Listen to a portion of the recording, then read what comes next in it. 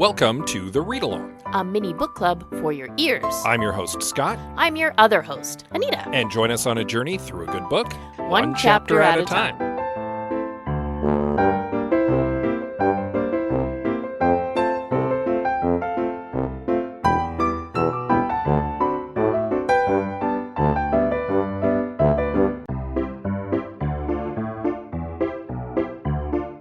Do you like talking about movies? Do you like talking about mediocre movies? Do you like talking about how you could have fixed mediocre movies? Well, I certainly do, and you can listen to me, Scott C. Bourgeois, along with my co-hosts Greg Beaver and Liam Creswick, as we give our notes, and I have some notes. You can follow it now on your podcatcher of choice or support it by visiting patreon.com/IHaveSomeNotes.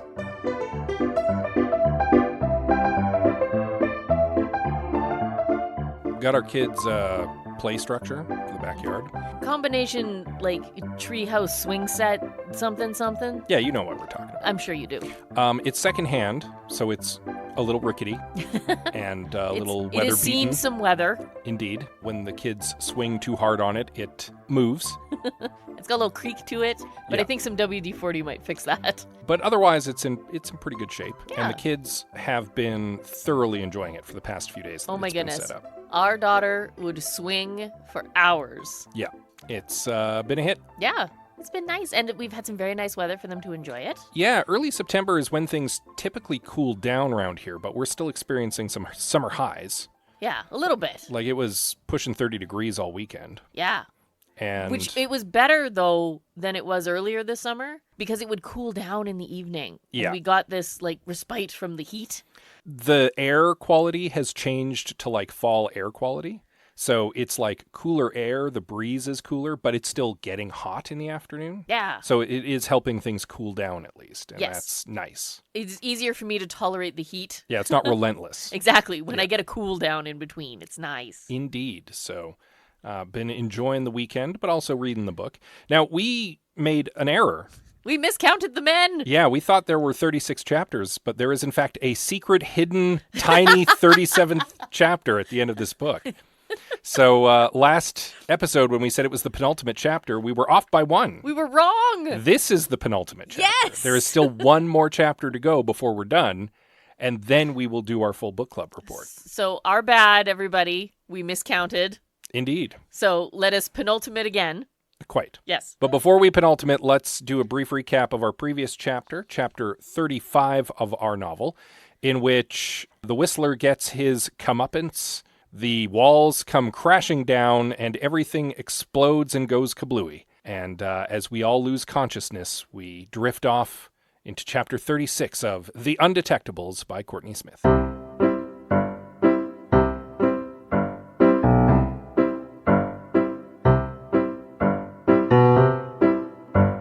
2 days later. Yeah, Mallory awakens in hospital, which is unsurprising because a building collapsed on her. And exploded. Yeah, Not even in that order. correct. Ah.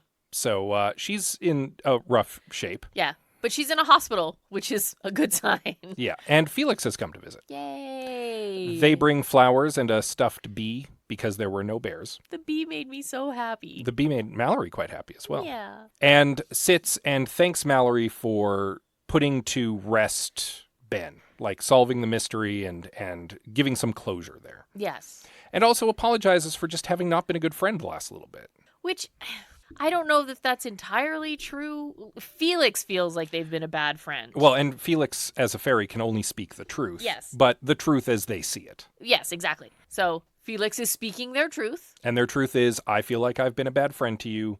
I've been distant since things changed, and that is unfair. And I am telling you that I want to make a better effort. Which I thought was very, very sweet. And Mallory also thought that was very, very sweet. Mallory had kind of been feeling like Diana and Cornelia were her only true friends, and here's someone kind of professing that that's not the case. I know. And Theodore, but Theodore might be dead, so hard to say. We still don't know. Felix also mentions that they are owed a new car Yeah. because their car got explode Yeah, they're not wrong. when the mayoral offices went kablooey. They're not wrong there. Yeah. Yeah. Felix did lose a vehicle. And they're like, look, I'm very appreciative of what you did, especially for Ben. But so also, glad you're alive. But also, you owe me a new car. But also, thank you. But also, I do intend to collect on that new car. But I do need you to replace my car. Yes. I'm pretty sure Cornelia has got this covered. So after Felix's visit, Mallory has a little snooze and then awakens later and decides she wants to go and visit Diana and Cornelia. Yes. So she summons a male nurse who comes in. She summons a nurse who happens to be male. After a bit of negotiation, they manage to get her into a wheelchair and she gets wheeled down to Cornelia's room where everybody is waiting for the final accusing parlor moment of the book, Yes. where we get everything laid out. And who is present is Cornelia and Diana. Uh-huh. Diana's kind of like chilling with Cornelia on her hospital bed. As you do. And also Sully. Yes. And Dr. Ray. Dr. Ray, who apparently has been seeing Sully this whole time. Yes. That was fun. Yeah. Yeah. Okay. We have things to talk about now. And straight up says, if you're curious about Sully needing an alibi, I'm basically her alibi for every night. We just couldn't tell anybody. We weren't telling anybody. We're kind of keeping it on the DL. Which is, yeah. Would have been less suspicious had they just said something. I get it, but still.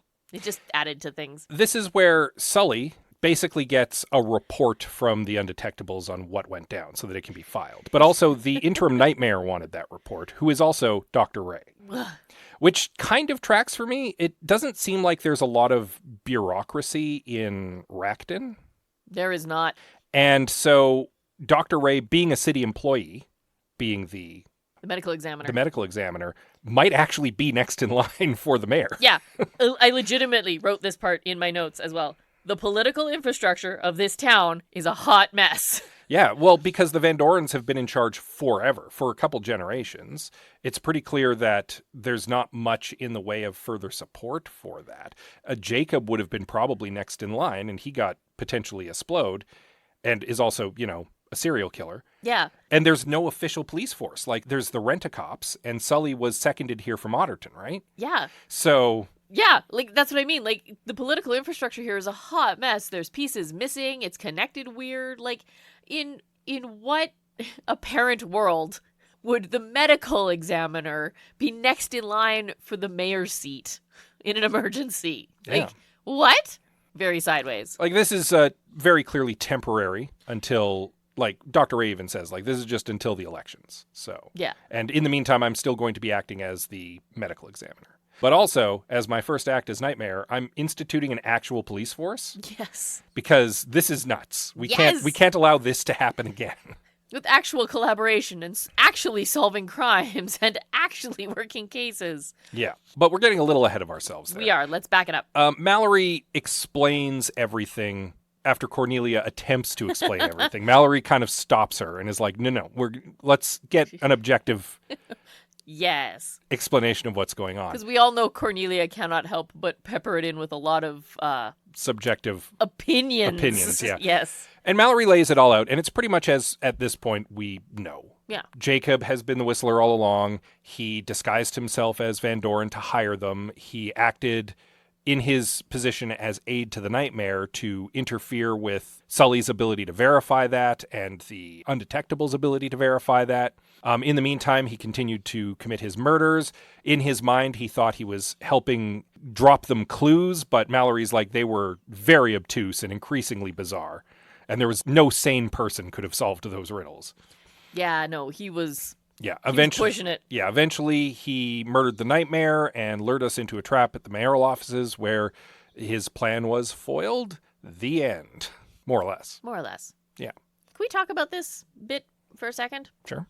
I wrote something down and did not put a lot of thought to it because I wanted to talk it out with you. So Mallory takes over the statement giving, story giving from Cornelia and basically tells us the story that we've all just finished reading. Well, she sums it all up. She does. And I understand in universe why it needs to happen because they need to explain it to Sully. But why do we as readers need that again? We've just finished reading it all. It's Am possible. I missing something? Well, it's possible that other readers have missed something. Fair enough. Like in a traditional detective story, yeah, usually there's one or two little pieces that haven't been explicitly stated so that an astute reader might know them, but you don't know if the detective knows them, and the detective gets an opportunity at the end to not just spill the beans of all the stuff that we definitely knew, but also fill in the gaps where maybe some deductive reasoning was required. Then maybe we didn't know? Yeah. Okay. In this case, I'll admit, Mallory kind of did all that already. Yeah, like all the spelling out sort of already happened. More or less. Between Mallory and Jacob, right? So now, like a chapter or two later, Mallory hashing it out again feels unnecessarily repetitive, like as a reader. But I don't know how to. I don't have any suggestions about how to fix it in universe, right? For sure, the Watsonian reason for it being there is that Sully and Dr. Ray and Cornelia and Diana don't know the whole story. Yeah, Mallory's the only one with all the information. But you're correct. There was nothing withheld from us up until this point, like, or explicitly withheld. It feels like. So right? Yeah, it just felt like she was repeating herself. A little bit, maybe. Anyway, it just sat weird with me for a bit. I didn't hate it. It just felt like I'd been here before, you know? Yeah, it's possible that, like, because there's some interjections as well. So maybe the Doylist version is just to get Cornelia and Diana and Dr. Ray and Sully to react about stuff, right? Yeah. We also get an explanation for why Sully was, like, snooping around the Undetectables, which they thought was super sus. But that's because Sully thought they were super sus. Yes. Because, as she explains, like, you were looking at this from a geographical perspective, but I was looking at it from an interpersonal perspective. And all of the victims seemed to be around you. People around you kept dying. So, like, you have to understand that's why I thought... It was you. Well, that it might be one of you, or at the very least, that if I was focused on you, I'd be able to figure things out. And Mallory's not able to really refute that. She's like, no, your logic is sound. Yeah. You were just approaching it from a different direction as we were. And from the sounds of it, just as lost as they were. Because no one had considered Jacob as a viable suspect. No. Except for this guy. I've got 2 thumbs and I'm pointing at myself. Yes, you're very smart. Shut up. There's some paperwork that will need to be filed, both official reports from the police perspective and also from a political perspective up the chain to the unified magical people. Yes. And the girls need some time to recover still. Mallory apparently has received some manner of facial injury. Yeah, she's cut quite badly. Yeah. Is there something wrong with Diana's hearing? Yeah, she may have ruptured an eardrum or something. Maybe. And she's being super quiet. Or very loud. We're not sure. No, both. At different points in the chapter. She's both very loud and then very quiet and having trouble regulating her volume. Yeah, because she can't hear properly. And Cornelia's at least broken, like, a wrist and some ribs. Yeah, cracked a rib, I want to say, something like that. She's busted some bones. So all 3 of the girls need a little bit of recovery time. Oh, yes. They're going to be in the hospital for a while. Yeah. One group that I thought was intriguingly missing from all this is Cornelia's family. Are they not, like, incredibly out of town? Possibly, but you'd think they'd make an effort to come in if they found out she was injured. Granted, Mallory's been out for a few days and in and out of consciousness even in the last 24 hours. So it's possible they've been and gone. Yeah, that's true. I don't want to think the worst of them. It's just that their absence from this chapter completely was a little, like, made me raise my eyebrows. Mm-hmm. In their defense, just because the book didn't mention it doesn't necessarily mean it didn't happen. And same with Diana's family. Exactly. Just because they weren't mentioned doesn't mean they didn't show up. And for that matter, Mallory's family. One presumes that she has some family. Yeah, well, they never talk about Mallory's family or Diana's family, really. Diana's parents were brought up. Her mom is like a fashion mogul, right? Yeah, but like that was way at the beginning of the book, right? Whereas their parents don't matter. Cornelia's family factors in just a smidge more. And this, to an extent, is like they are each other's family. Yeah. So. Yeah. Aww. Which leads us back to Dr. Ray being Nightmare temporarily and instituting a police force and offers the Undetectables a job because she's like, look, as far as I'm concerned, there's only one qualified forensics laboratory in this town, and that's you. So I would like to offer you a position as like our forensics lab. Our forensics lab. Like Cornelia's knee-jerk reaction is no cops. And Mallory is like, wait, hold on. Whoa. Yes, but not just for knee-jerk reasons. And makes it clear, like, look, we're willing to work with the Racton police. But we don't want to be exclusive. Yeah, but we don't want to be employees of the city. We'd rather do it on a case-by-case basis. And we're happy to help you out when trouble arises. And Dr. Ray is just like, legit? Yeah, let us hope no trouble arises. Indeed. Like, isn't even offended by that. It's just like, no, your reasoning is sound, and I respect it. Yeah, which is nice. Yeah. Diana even points out, like, number one, we're media celebrities at the moment because we're the survivors of whatever happened at the mayoral offices. Yeah. And everybody wants to know what went down. I kind of think the offices are a pile of rubble right now. And they might rebuild themselves. It's magic. That's true. And number two, also, we've got a couple job offers in the inbox because we celebrities now. Yeah. We've solved a case, and it was a big one. So people are like, hey, I've got a missing person. Could you help out with that? And Mallory's like, sweet, we should do some of that when we're feeling better. Yes. When we can, walk again. And that's more or less the chapter. Pretty much. I still have some unanswered questions. By all means. From previously. What was Diana holding on to so tightly? We don't know. Still don't know. What of Theodore? Still don't know. Still don't know. Actually, we still don't even know about Jacob because they have yet to find his body. That's true. You were all concerned that we didn't see a body last chapter, and it turns out no one else did either. Yeah. It's entirely possible that his body is gone. Somehow swallowed consumed, up. Yeah, consumed by those spirits, but But he could return. One would hope not. Yeah. There's still a chapter left. I am still a little bothered that we have not solved Theodore's murder. I was hoping that would have been a thing. But maybe future times? Well, I'd posited that it's possible that it was tied into whatever Jacob was up to. But at the same time, we also then found out that Jacob wasn't the Nightmare's aide at that time. Like, he straight up mentioned it was the Nightmare's former aide who took their card at that party. So Jacob might not have been there. So it might not have been connected. But then still not solved. Indeed. So, I don't know. I have hope for future book then. All right, but that's where we'll wrap up. You'll want to read the final chapter, chapter 37. The actual final chapter.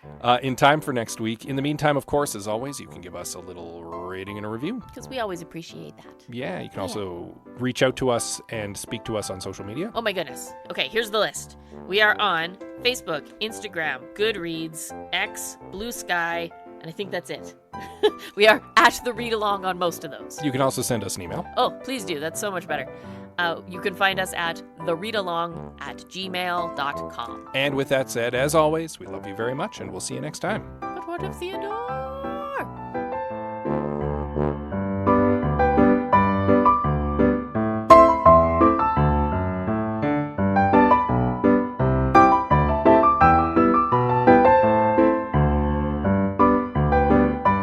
Thank you for joining us on The Read Along with your hosts, Anita and Scott Bourgeois. All Read Along music is by Kevin MacLeod at Incompetech.com. Cover art is by Aaron Beaver. Be sure to join us on Twitter, Instagram, and Facebook at The Read Along, and check out our group on Goodreads.com.